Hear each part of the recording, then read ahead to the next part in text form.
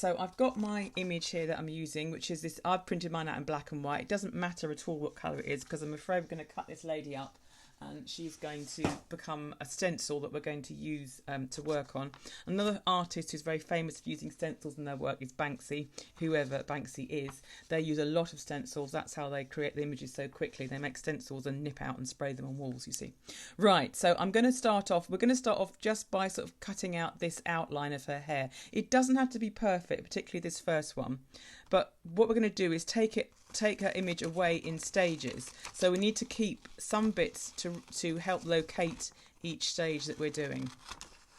Again, what we're trying to do with this is to take away the kind of fear of getting the proportions in the wrong place and making someone look, making it not look like a face. And this is a way of supporting us to kind of get those details in, so that once we've got this kind of map in, we can then concentrate on the shading and the toning and the blending of artwork, which gives the face, which brings it to life. And hopefully the more we do this, the more practice we have like this, the more we start to learn these positions instinctively and kind of see them better when we're drawing. Because I'm working on a vertical surface, I'm going to pop a little bit of masking tape on just to hold my face in position. You might want to do the same thing. If you're working flat, it's not such a problem, but it's just quite useful to make sure things aren't moving. So the first thing I'm doing is just a very light, I'm just going to literally draw around this outline that I'm cutting out, that I've cut out. And really what I'm doing is just creating almost like location marks, so that when I cut the next stage of her face out, I can find it again without being too much of a problem. So that's all I'm doing. First of all, I'm just using a B pencil. I'm going to stick to mostly pencil. We might add a few elements of spot colour in when we get into it. So there I've got, I hope you can just about see that. It's a very fine outline of the face there.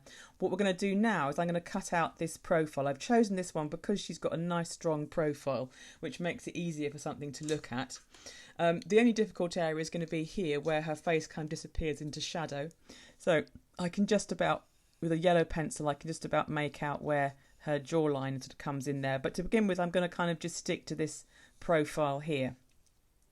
And I can take, I want to leave some of the hair in because I need to have something to line up again, but I can come all the way round to the side of her face and maybe just take in the back of her ear. So we're going to cut that bit out now. So, sorry, madam. Off we go. So, if you're not fantastic at cutting out, and cutting out is a skill that people somehow assume that everyone knows how to do, but if you've never had to cut things out, you know there are a tip that's quite good to get a really accurate cut.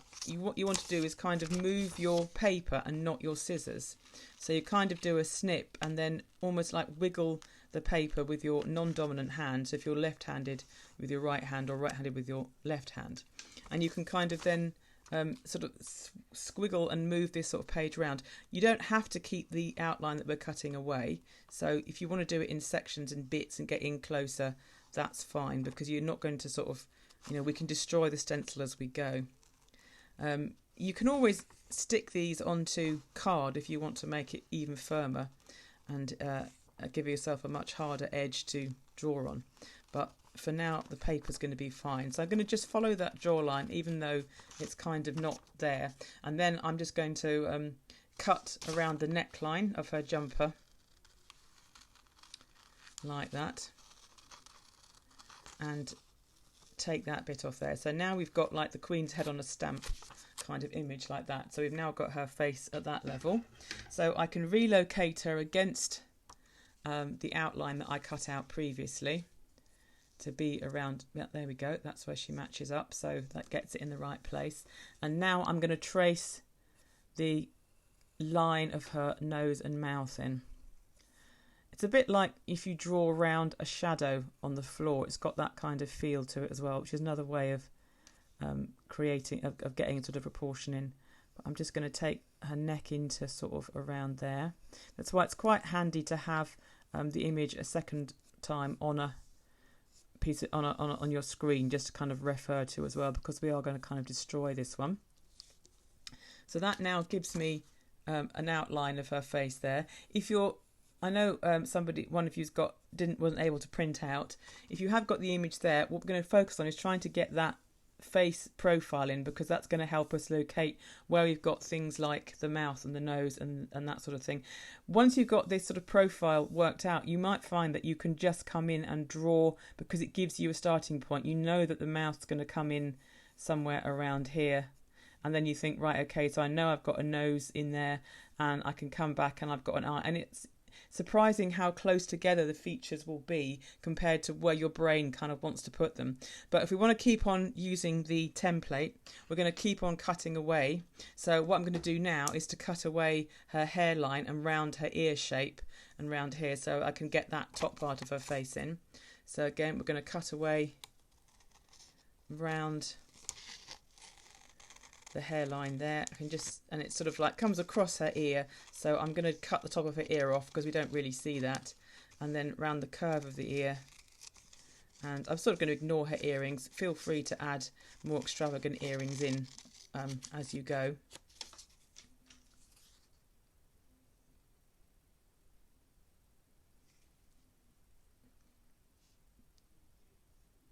Yeah, so the first, so just as a recap, we've cut round the whole of her hair. Then the second one was to cut the front profile out and leaving the back of the hair in so that we can locate it back in the picture when we've cut it out.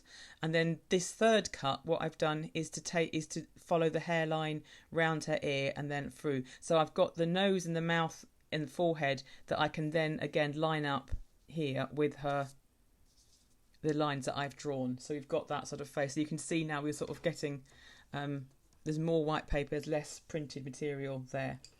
So I'm going to now just again put in where the hairline comes. And it's funny how much character there is in the hairline is where people's hair meet them and the sort of face shape that they have. One of the odd things about memory and the way we see the world around us is that we assume, I think a lot of people assume that we just see everything and it is how we see through our eyes. But in fact, we can't really see the world as it is the whole time because there's so much information out there, our brain would overload. So actually what our brain does is it has a memory of the person we know, and it kind of fills them in as from the memory because that's easier for it to access. And that's why if you've ever done that thing where your best friend has suddenly had their hair completely changed or chopped off or coloured or something completely different, and you see them for the first couple of seconds, you don't recognise them. It's not because you don't know who they are, it's because your brain is trying to fit them into your cutout outline that represents them. So often details like the way someone wears their hair and the sort of jewellery they have on can actually be really important in making them look like the person that you're trying to draw. So now I've got my sort of face outline in. I then want to think about the sort of positions of the features. So I'm going to slowly cut away the key lines around sort of her features. So the first one I'm going to do is the lips. Now there's no particular magical order. You can do this in any way, any order that suits you. But I'm going to just cut out round her mouth like that, just so I've got this almost like, it's almost like when you look at it in this way, it's almost like a heart, isn't it? Like a sort of classical heart shape. So I'm going to cut that out of her mouth around there like that, so that bit's gone. And then when I put her back on the outline, I can see that's the length and the sort of shape of her lips there, so I can just mark in where that comes in there. So then that gives me her lips. There we go. So look, see where I've drawn it, I don't know if you can see it in the camera, but I exaggerated the length of them straight away, and actually they're a little bit smaller than I put in. Obviously I was going for the full sort of lip plumping kind of experience, and actually this is the thing, this is why this is really useful, because it helps you see how much your brain and your image of someone's face is very much influenced a lot by society and by, you know, what about fashion and things like that. And when you actually see how small some details are, it makes you can understand why it's quite easy to get these proportions quite far out. So I've cut out her mouth there, so you can see that's now sort of in the right sort of area. So the next cut I want to make is round the curve of her nose. I'm just going to cut round it and then cut out again as if that line wasn't there, because I'm just trying to get in the extent of her nostril where it joins her face. So as I've got the side profile, I don't need to worry too much about, and that's the key thing for the shapes of the nose there. So I'm just going to come around and cut around that shape there. And then when I've got that shape, sorry madam, there we go, her nose is gone. So that looks a bit like she's wearing a ski mask, I know. But so there you can see that gives us the extent of where that nostril flare comes. So I can just map in that line there. And if you haven't cut, if you've managed to hold on to the nose, you can sort of see that her nostril's going to come in around there. But I'm kind of like going to mark that in around like that. So we've got her nose there as well. So the next thing we're going to do is try and work out the eyes. Now eyes are very difficult to get in the right sort of position. Particularly when you see them from side on, they can be quite tricky. So I'm just going to... So I've got my cutout here. So what I'm going to cut out to begin with is the top of the eyebrow. Eyebrows are really useful for locating that sort of eye shape there. So if I get my scissors and cut the top of that eyebrow shape off, that's just going to come in and over like that. It's really weird if you ever see anyone shave off their eyebrows. It really is one of the things that makes a face look most peculiar. We forget how much character and how much expression there is in eyebrows. So that now gives me the line there that I can put in for her eyebrow. It's quite a deep curve, particularly when you see it from the side. It's probably a lot higher curve than you might imagine. And then I'm going to cut underneath the eyebrow off so that I've got the whole curve. So we're just starting to see that face come in there. So again, following that bottom curve of the eyebrow. And but by cutting the bits off the main face each time, you can relocate it against the outline that you've got and kind of get that curve back in. So there we go. I'm just going to put in that bottom curve there. So that's roughly kind of where... So now we're getting an eyebrow shape coming in against there. So we're starting to build up a face. And then we've got the eye shape. So with the eye, again, it is quite tricky. So what I would suggest is that first of all, we're going to cut this outer lid kind of shape off and round like that, and then take it away, and then we'll get that in, and then we'll get the bottom lid in. You could do a whole course on drawing eyes. They're fascinating things to draw. And I think a lot of the time you always have to think about the construction of the face underneath. And remember that the eyeball is literally a ball that sits in a socket. So the skin on the outside of the eye comes over the brow bone and then ducks down into the socket and is pushed out again by the eye.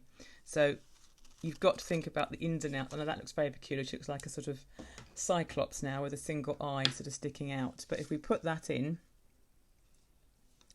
that's going to give us... It's quite a narrow shape that we're seeing because we're seeing the eye from sideways on, like that. And then we're going to cut across the bottom of her eye to get that bottom curve in, like that. So there we go. Just take that in, that off, and we must remember that there's a bit of eyelid in there as well. So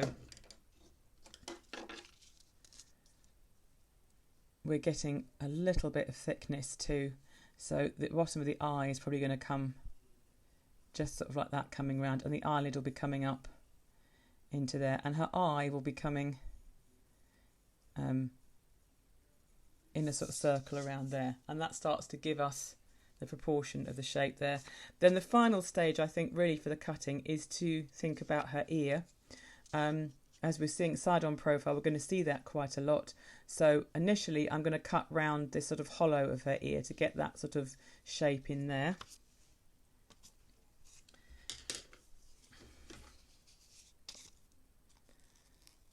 There we go, and just to sort of bring her up around there. And it's almost like, gives us almost like a sort of painting by numbers block of areas that we can work on to kind of construct a face. It works just as well if you've got a front-on face. You just have to think about different moments that you're taking away and just work your way across, cutting out pieces like this. So that gives us that shape for inside the hollow of her ear there, which is usually going to be quite shadowed and dark. And then I'm just going to come around her earlobe and cut that bit off, and it will give us a good guide where the rest of it is. And again, you see how small that ear hole is actually when you actually see it isolated, and it's really quite strange when you think about how much of the face is features and how much is head. We've only got this sort of oval, almost like only a quarter of the, if you look at the whole width across the face here, if I cover the features up, we've got almost 3/4 of the face that's hair and ear and head, and only this little sliver at the front that's their actual features. And a lot of the time, that's one of the key things that people get confused by, is seeing how much of a person's face is actually head and where their features actually, and how small a proportion of the face their features are, which is probably because, of course, when you talk to someone, you concentrate on their eyes and maybe their mouth far more than you're going to concentrate on their head and their ears. So we're just going to bring that little curve of her ear in there, and there's a bit more in there, but we can leave that quite obscure for now and we can come back to it. So that's given me now a kind of outline. If I just come in a little bit closer on my camera, you can see I've got there an outline of the woman's face. Now if you've got the image on your screen, you can get it up again. I've got a second printout. I always think it's quite useful when you're thinking of building up shading and tone to actually print out in black and white, because it really helps to show you where the areas of darkness and where the areas of tone are. So I've got the second printout here, so I'm going to pin it onto my workboard. If I move my camera over, actually if I do it this side, then we can all kind of see the two images side by side, and that will help if you haven't had a chance to print out both of them or either of them. Now obviously this is only going to be a kind of guide as to where things go, but now at least you know where everything roughly is and you know that it's in the right place. You don't have to worry too much about making those decisions, and you can focus on things like the areas of shadow and tone and texture of the face, which will really help to build it up.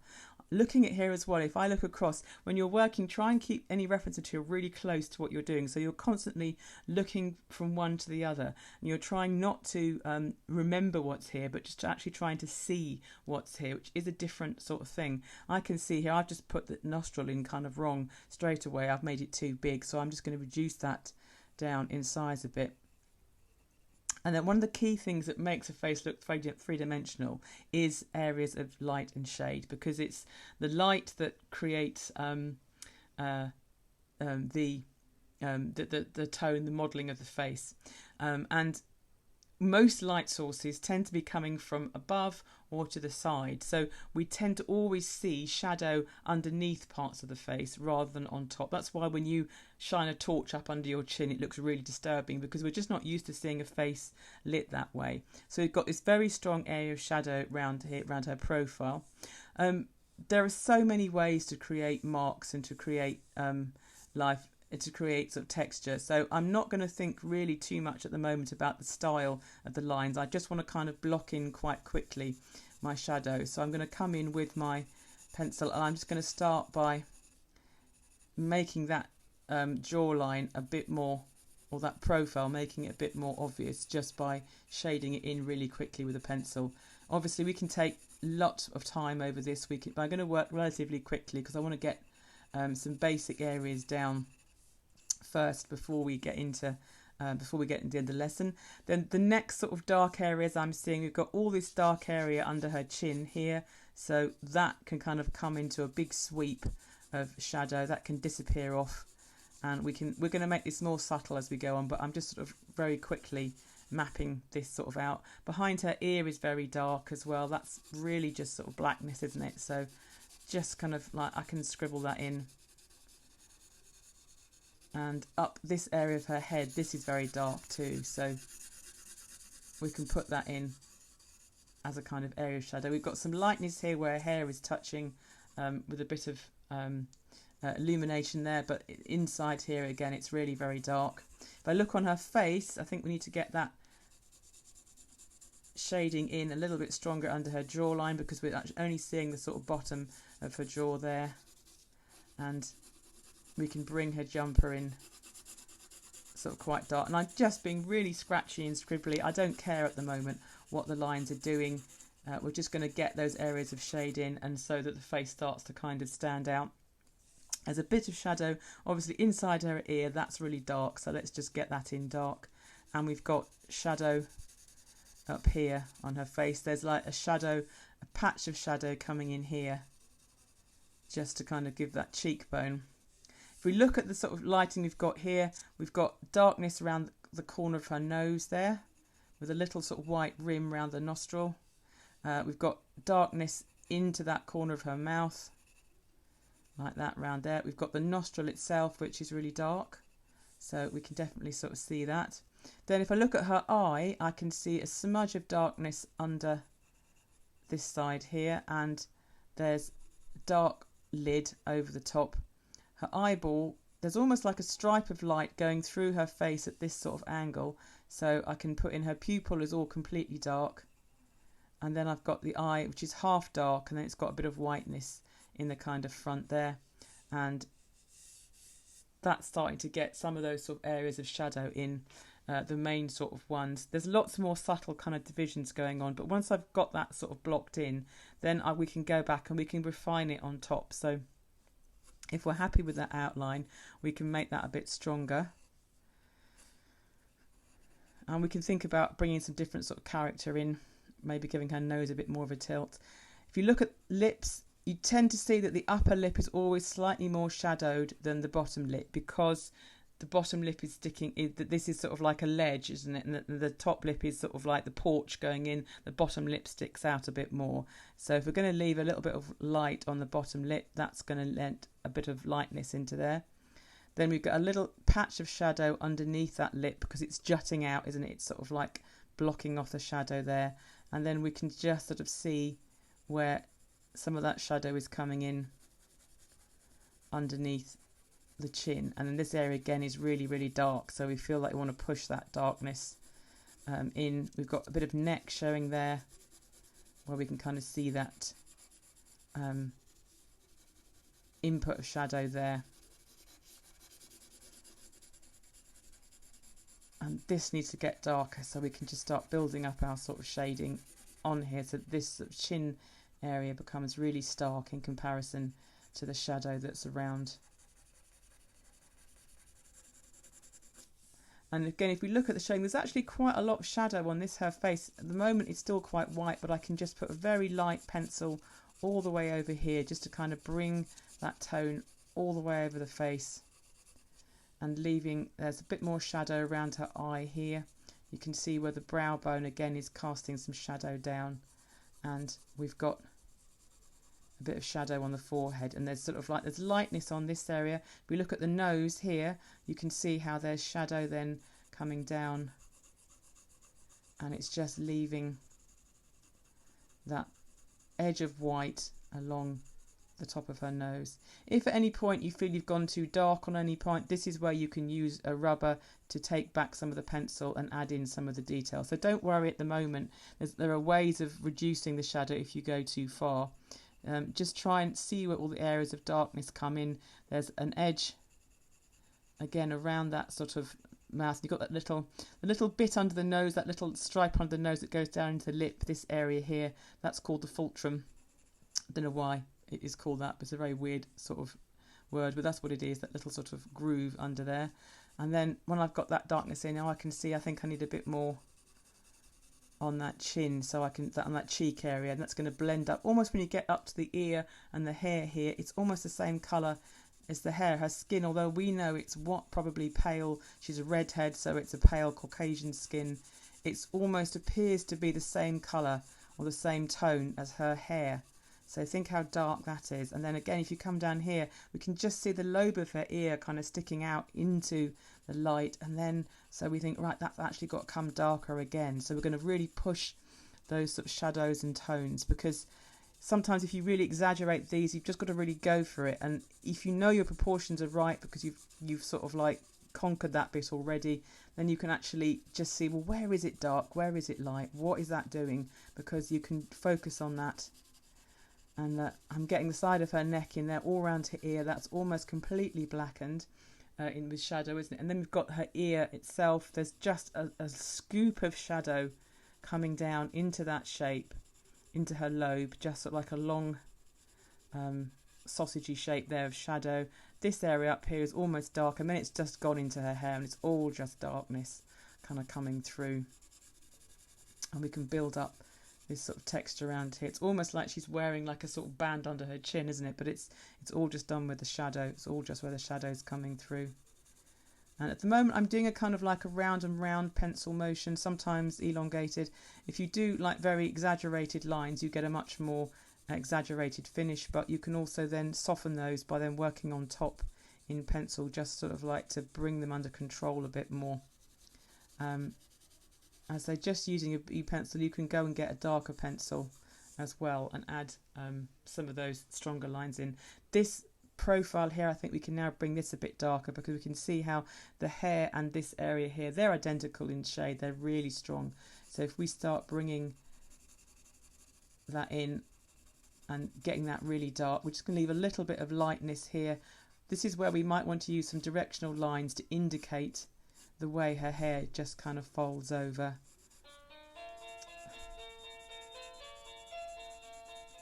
And I don't know if you can hear my lovely doorbell chiming away. It's probably an Amazon guy, and I think he'll manage to leave it outside. So we'll just let this lovely music, I don't know if it's coming through or not, but it's a terrible electric doorbell we've got.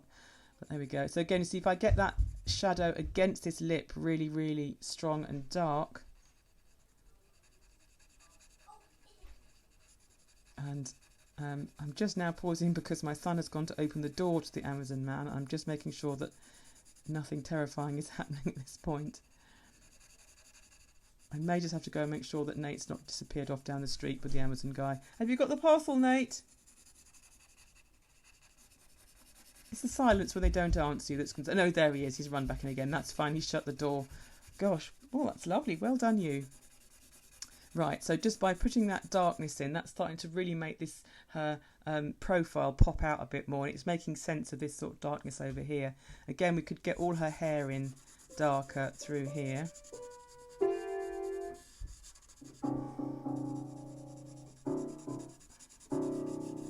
So I'm just going to see where we've got these lines coming. So if we start using our pencil kind of in the direction that we want this flick of hair to kind of come, right by her face around there, it's actually quite dark again. So there's some shadow to kind of be got in. And you can kind of look and see, because I'm just thinking with mine, I just want to slightly soften her forehead, and I can kind of push that shadow that way to kind of eat into that forehead space.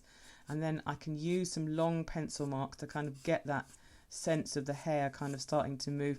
Hair is quite a tricky thing to draw because it's thousands and thousands of very thin lines. So if you try and see it as a single mass to begin with, and don't worry initially about putting in every single hair detail, just see it again as areas of light and shade.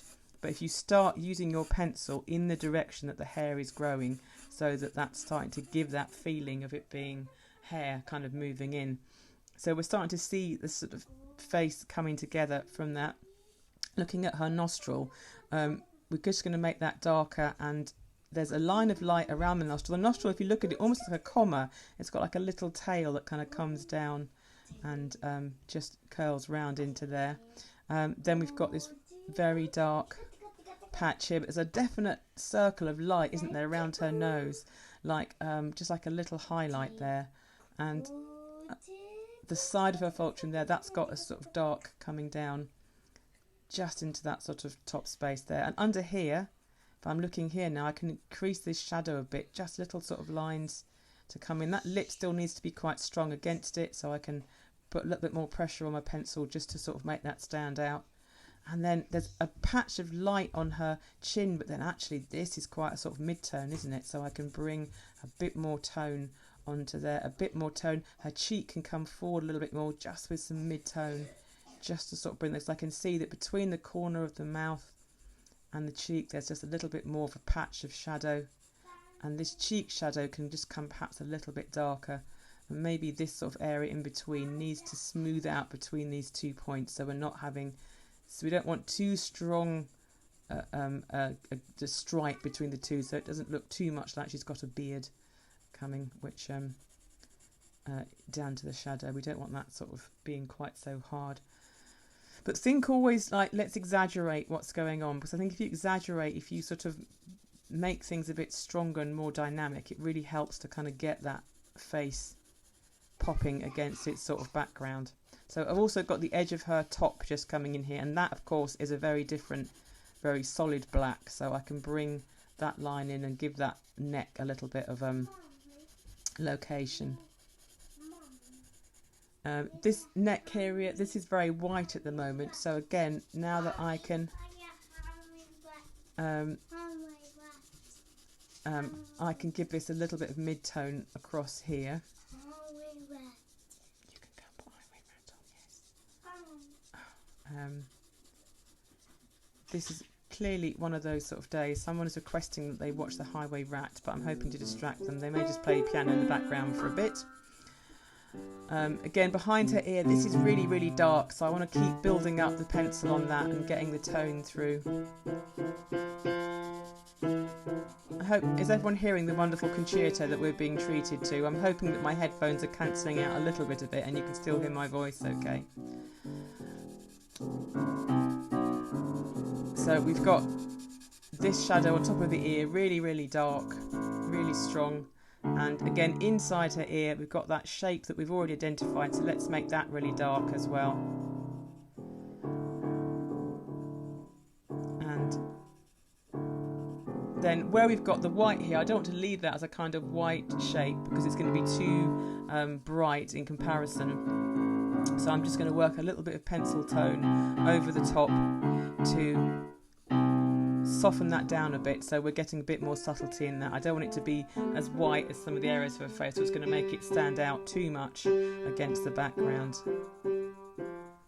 And I can just then continue this again here now. See, now I've built up the darkness around here. This again, I think this could be a bit darker, just coming down along her draw. And although I still got some very quick, sort of very vigorous marks on the page, just by working and keeping going on top of them with the sort of like round and round pencil rather than the scratchy line pencil, I can sort of soften those down and sort of start to deepen the edges and make those divisions softer.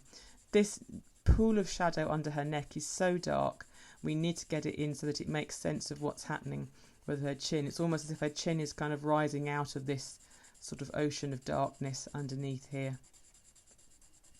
And I'm going to keep on just sort of working that pencil line through here.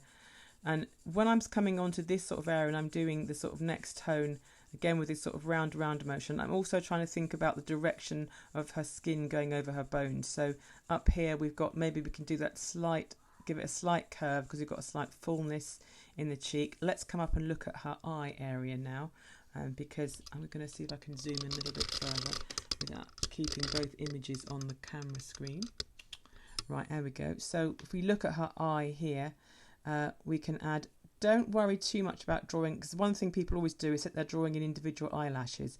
Don't worry about giving her big false eyelashes at the moment. We'll come back to that.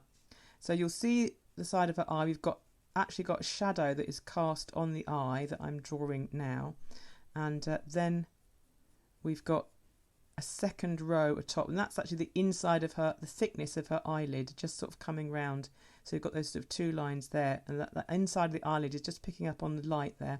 And then above that we get this little burr of shadow, which is what we're looking at just to where the eyelashes start to come under there. There's a little bit of shadow then that comes underneath her eye. And then we've got that much bigger patch of shadow. Again, I'm just doing little round and round motions with the pencil just to sort of start almost like buffing up, building the little areas of shadow. So that's a strong area through there. If we look at her actual eye, we're really going to concentrate on that detail now.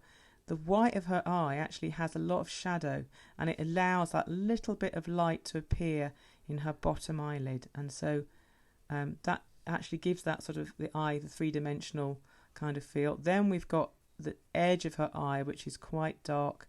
Everyone tends to have that ring around their eye, which gives it that extra depth and colour.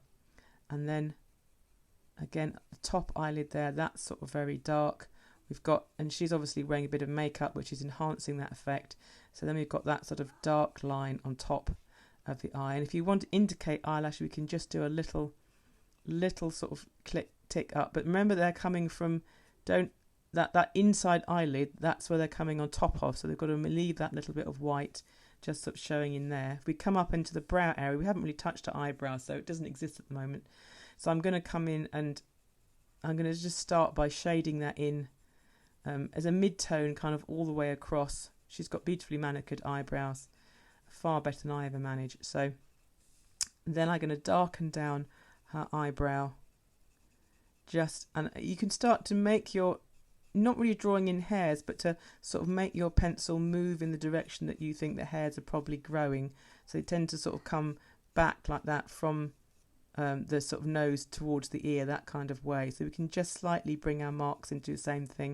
If we look at this very strong line of light coming through here. So even though it's quite a subtle change, the eyebrow is definitely lighter, sort of halfway across. Then we've got a patch of white pale skin underneath, and then we're going to come down here and darken up a little bit, just to get that as a patch of shadow under her brow bone. So I'm hoping that what you're seeing is that because you kind of have mapped out the basic structure of where all her facial parts are, you don't have to worry that you're doing all this shading and then you're going to find out that the eye is too high or the nose is too long. You can really start then just to look at all these areas of tone and shadow and see where they change and see how they relate to each other, and it kind of lets you focus on one thing without worrying about the other. So again, there's this area of her forehead at the front that's really light, so I can bring a little bit more shadow into the side of her forehead, kind of here. Always remember that you can't go whiter or brighter, lighter than the paper that you're working on. So if you need to make an area of your face look brighter, the way to do it is to make the surrounding areas a little bit darker, because as you make the surrounding areas darker, you can see the highlight becomes more kind of obvious. It becomes more distinct, not extinct.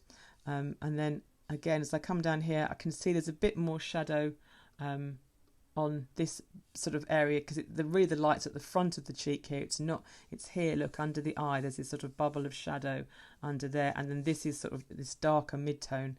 So I can come in, I'm just going to very light pressure, just hardly touching the paper at all, build it up slowly. Don't go too dark, because you can always go darker. So start very lightly when you're working on these sort of areas and just leave that front section white. And then as you come back towards the hairline, we can increase a bit of pressure. We can build up to blend that shadow into her hairline. So that's hopefully just leaving this little area of white here. As we come down again, if you look here, there's a definite sort of area of light, isn't there, around the corner of her mouth where it's just catching the light there. And then as I come up here, that's where my shadow, I'm obviously drawing it very crudely, so you can hopefully see that's my sort of light area around there, and that triangle of light on her chin. So I want to bring the shading, the toning in the same. So I need to bring, I think on my one, I need to bring this a little bit more forwards. Kind of just delicate, just round and round. Just gently adding a little bit more tone, but just leaving that sort of front area. If you can, leave the corner of her mouth. If you have shaded there already and you think, oh no, I've gone too dark, this is where you can get, this is a retractable pencil. It's got a nice little neat eraser on the end there, so I can just take that bit of light away. I can add a bit of light on, and the same like round the edge of her nose. If I've gone too dark here, I can come back in, because there's a really strong line of light round there, isn't there? So I can just clean that up now that I'm quite certain that's where I want it. And then you can come in and make sure that that little hint of light, and it's all these little moments, it's just really being able to see and keep on looking and looking and looking and seeing where these points come. And again, as I've just said, I'm going to repeat myself boringly again and say, I'm hoping that by using the stencil to kind of get so that you're not having to worry about where these things come on her face, it allows you to just focus in on this sort of tone and this shade to kind of see how it all fit, how it helps to model the face and make it look 3D. And I'm hoping you're seeing that, I've still got these very sketchy lines. This is where we were with this very quick sketch, block in the tone, and now we're able to work on top of that and refine it so that we get a softer quality of the lines on her face. Again, around her nose, I think I might come in with my little pencil rubber and just take out, gone a bit too dark there, so let's just take that round to establish that little curve of light round her nostril. And then above that curve of light is shadow, and I think I need to get a bit more shadow up to that tonal point. So I can just, now that I've cleared that white away, I'm going to eat it back a little bit with tone, just so it becomes very subtle, because it just wants to pick up that moment of light coming along her nose. And again, there's a little sort of triangle of shadow against her eye there. People get really worried by noses because they seem, they sort of stick out, and yet you're seeing them from the side. Just try and see them as areas of light and shade. See if you can see shapes within them of light and shade, and just think about almost like doing those as if they were a surface pattern, without and the nose will kind of mould itself as it sort of comes through. Under here again, I think I can get a bit more shade, and then perhaps underneath her chin here, look, I'm thinking I need to go a bit darker a bit sooner, make that under there. So I'm just going round and round again and gradually building up. The more pencil I put on, the darker it's going to be. If I increase the pressure of my hand, it's going to come a bit darker, and it's going to just give that shape. And I can think, looking back at that shape, and I can crisp it up by making it darker, so I can bring my pencil line round that shape, and I want to push that again, that sort of profile that I've mapped out. I want to get that really crisp and strong, because it is such a strong element. I think I've gone a bit too dark here on the lip. I just need to put a bit more white in, and then with my rubber, and then I can go in. It's amazing how much use they are, a good rubber. They're really, really handy. They're like the sort of, obviously they're kind of like the reverse of a drawing tool, but they're actually really handy as a drawing tool. For example, up here where you've got the darkness of her hair, to prove that this will work, I'm going to colour this in. You can watch this, but you don't have to do this if you want to see. But what you can do is, if I was to shade all of this in dark now, ignoring that there's any difference in those tones, I can just block that in a pencil to give myself something to erase, because what I'm going to do is then use the rubber to pick out highlights in her hair and sort of put them back in again, almost like putting in highlights at the hairdressers. So again, if I get all of this really dark, a bit more extra on her nose. She's got a tiny little bump, very, very subtle, because obviously she's a model, so has got very even features. So I can just sort of put that in, and then here I can get the eraser and I can put flicks of highlights like that through her hair, and sometimes that's easier to kind of carve those back out again to make them. And like here where she's got like a sort of stripe of hair that's, well, it's not really stripe, is it? It's the wrong word, but a sort of a curl or a wave of hair. That's the word I'm looking for, a wave. So she's got that wave that's catching the light. So again, I can get the shape of that hairline, maybe needs to be better established on this side. So I can get the wave in, and I can just do this all dark, because this up here is really dark. I can just again bring that in as a big area of shadow.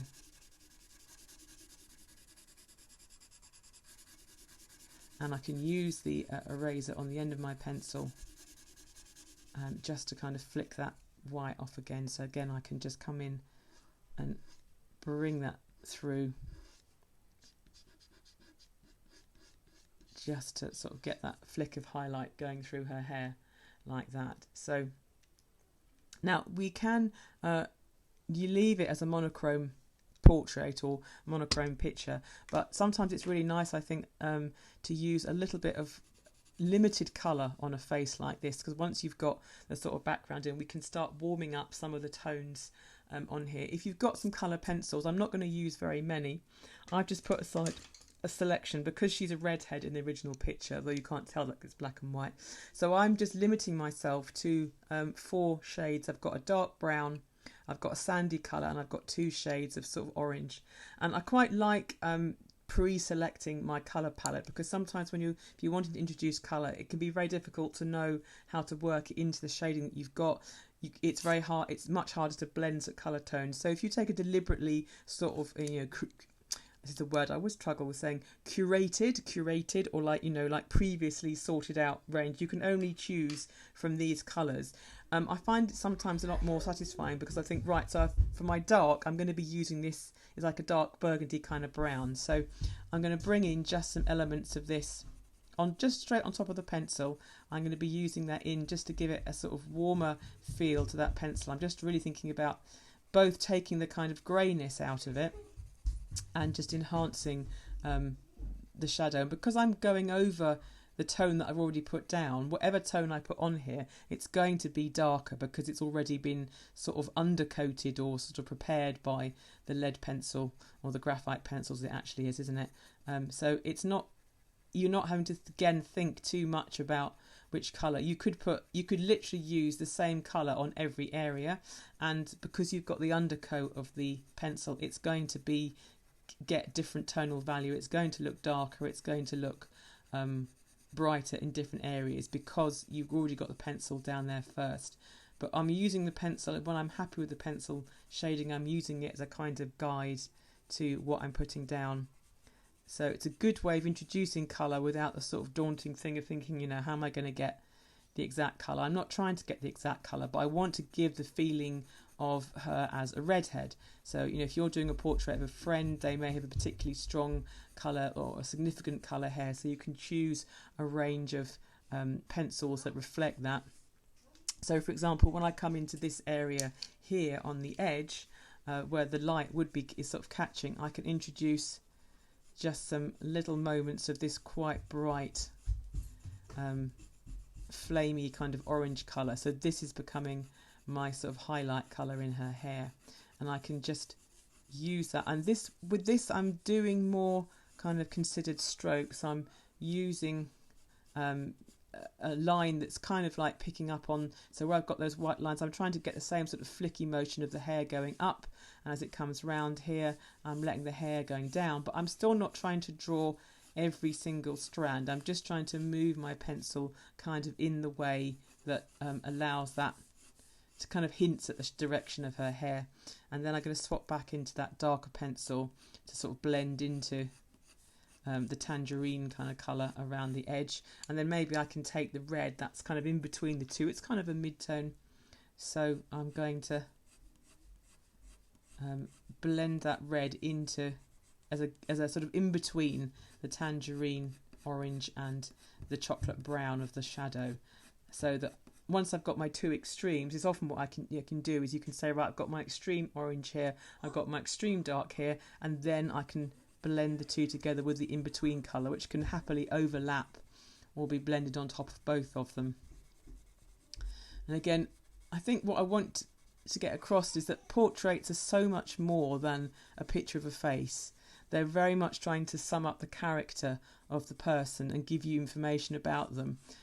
You know, anything almost can be a portrait. Obviously this is quite naturalistic, but because what is key about the original photo of this girl is that she's got this amazing red hair, which you know, I've spent all my life trying to emulate, as you can tell, and I should say my son has done single-handedly on his own. He's got the most fantastic crop of red hair, with which I am insanely jealous, but there we go. But so using these very strong colours in contrast to her sort of monochrome, very pale face kind of gives this, what we're saying about this is not just it's a picture of a girl, but that she's got this incredible flame coloured hair, and also gives it a lovely sense of light. What the key thing about the photograph is that she has this kind of aurora of light, which again is not coming across in the black and white, but the original it does.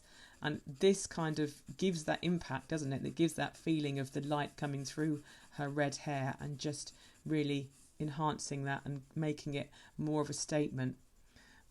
So I can just bring a little hint of that orange up across the top of her hair, where again it's sort of catching the light. I think with this white strand that I've left here, again I can turn this into a flash of ginger highlight just by using my tangerine pencil to kind of just bring that light in there. And again, once I've got that bright in, I can blend it into the shadow with a bit of red, because this is my mid-tone, so I can then soften it down into the darkness of her hair.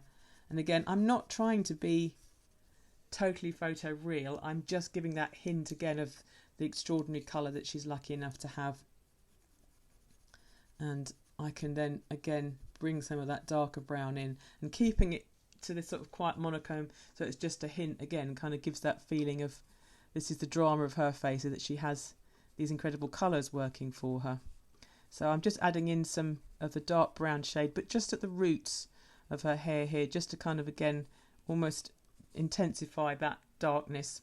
As I come round here onto her neck area, I can bring this browny colour around into that shadow just to kind of, again, make that a bit stronger. I can maybe help it sharpen up her draw line. Again, I'm doing a sort of round and round motion with the pencil, really. I'm not doing any of this sort of scribbling action.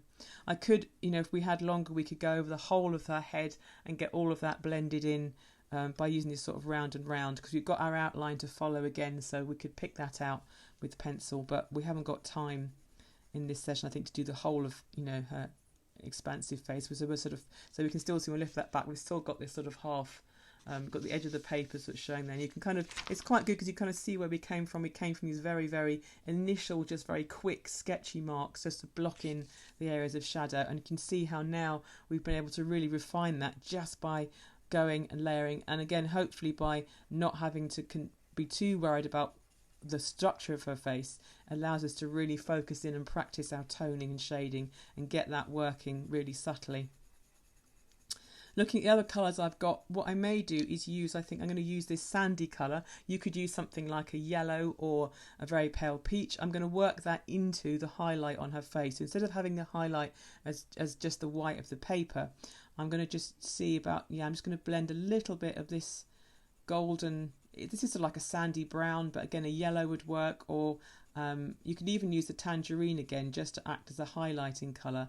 This then brings a real sort of light and warmth onto her skin. It's not particularly a completely natural skin tone, but it just helps to give that little extra impact. So where I've cleared the way with my eraser and cleared that to white paper, I can then come along and add a little bit of that colour in, maybe just the top of her lip as well, and just, again, just round and round pencil, quite light, because you can always very easily increase the pressure. So towards the edge of that face, I can increase the pressure, bring up that extra hint of yellow into her skin tone, and then maybe in underneath her eye there, I can just start, if you're nervous, just start with a really, really light round and round patch on her skin, just sort of very gently moving that round and round, and just deciding where you want that yellow to come. And then once you've got it on the paper, you can kind of be a bit bolder. You can just very gently increase the pressure on your hand where you think you want to make that colour a bit stronger. And as I've got it sort of coming through this section, I'm going to come in above her eye into the brow area there and just add a little bit of that yellow tone.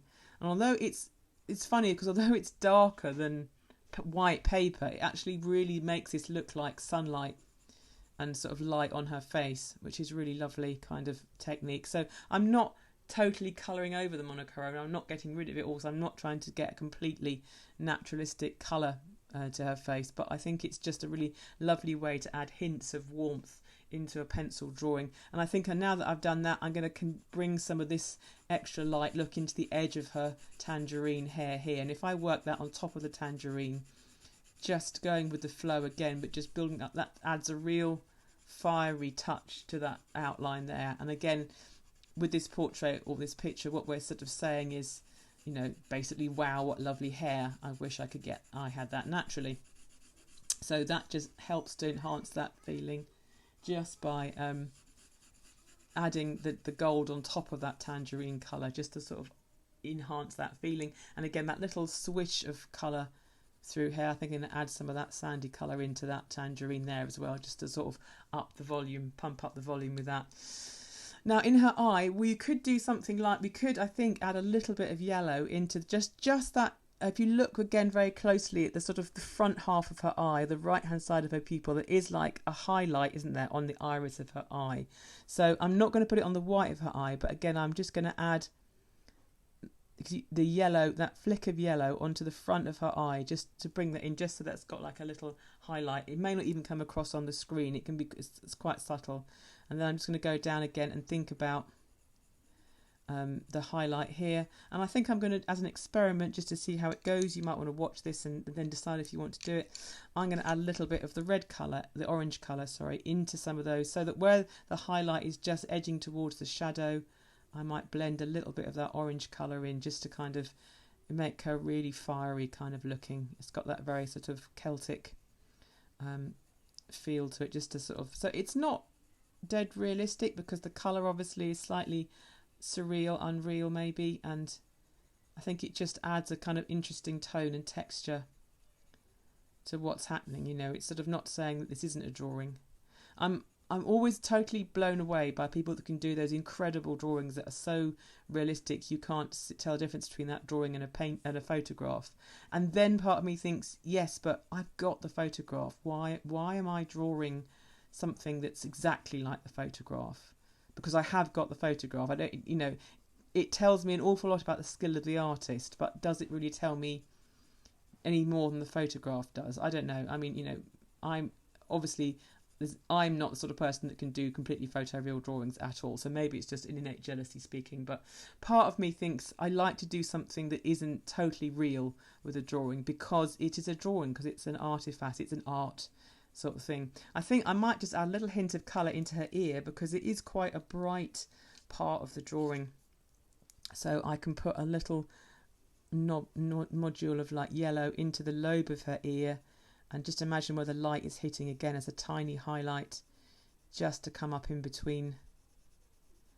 And I don't think it's any coincidence that I've been looking at the way we painted Queen Elizabeth I, who was a renowned historical redhead, and we've now got a contemporary redhead picture to kind of go alongside using those same methods. I think there's a nice circularity about that.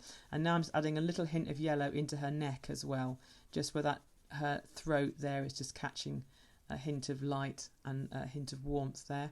I think I might perhaps bring some of that red, I'm not going to give her like round red rosy cheeks because that will look really silly, but I'm just going to bring a little bit of the tangerine colour again, just where that light is starting to hit the cheek, and we're getting into those greyer tones just to bring again a bit more fire into complexion there. What to do with her lips? I don't want to really put like, you know, colour it in bright red, because it'll look like I've sort of tried to give her red lipstick, which I think will look a bit, you know, she's wearing lipstick in the original picture, but I'm going to use the tangerine colour, I think, so that it's slightly different to the yellow. And again, just, it's still working on over the grey, I'm still blending one over the top, but just to give a hint of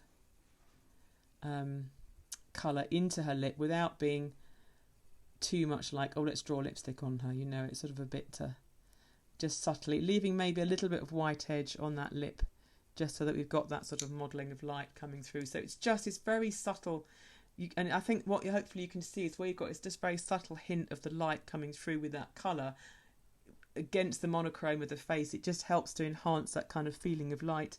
And if you want to get sort of, I don't know why I want to say the word romantic, but maybe sort of romantic, we could maybe come in with some colour on her iris in there. So I'm just going to put a little bit of green. Redheads classically having green eyes, although they often do have brown as well, and blue.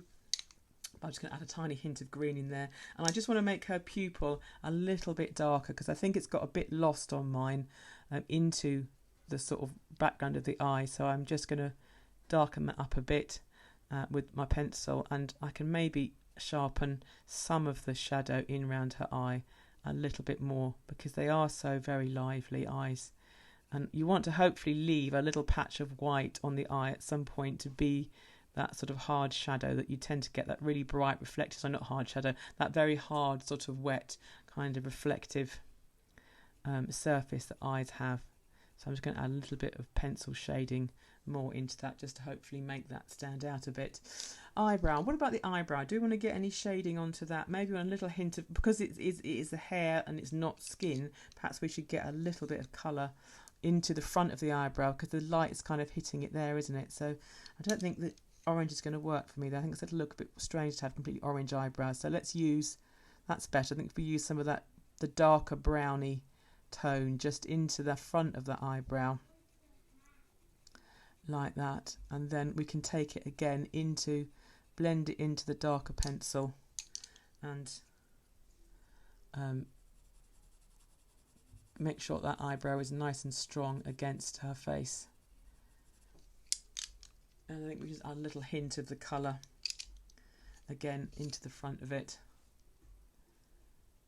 sort of around there. And again, I'm just going to go back over and add some more of the dark brown. So I want to get that sort of really inky depth into that hair around here, so that her profile is strong. And this is a good point where you can kind of go and just maybe edit back. If you've got the shape isn't perfect in the profile, you can kind of like go around with the pencil and just sharpen it up.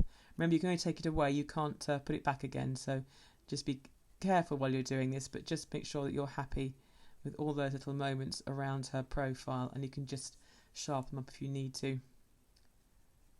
I think my drawing looks a bit more severe than the model, but you know, I expect she'll forgive me. She looks like my one looks a little bit like she's noticed something across the other side of the room she's less than happy about.